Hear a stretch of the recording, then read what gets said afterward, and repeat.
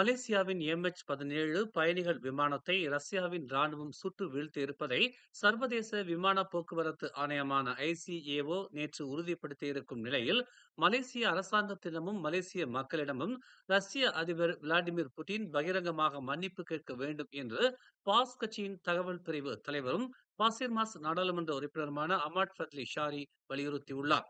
தற்போது அரசுமுறை பயணமாக ரஷ்யா சென்றிருக்கும் பிரதமர் டதஸ்ரீ அன்வார் இப்ராஹிம் ரஷ்யாவிடம் அதன் தவறுக்கு மன்னிப்பு கேட்கும்படி வலியுறுத்த வேண்டும் என்று அவர் கேட்டுக் கொண்டுள்ளார்.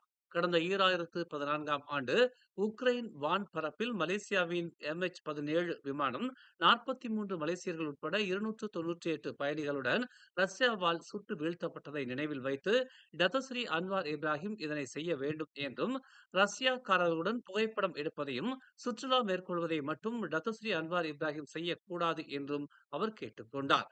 ரஷ்யாவிடம் டத்தோஸ்ரீ அன்வார் இப்ராஹிம் அடிபணிந்து முதலீட்டை பெறுவதை மட்டும் நோக்கமாக கொண்டிருக்காமல் ரஷ்யாவை மன்னிப்பு கேட்க வைக்க வேண்டும் என்று அமாட் ஃபத்லி ஷாரி வலியுறுத்தியுள்ளார். மேலும் செய்திகளை தெரிந்து கொள்ள தமிழ் மலர் நாளிதழை பாருங்கள்.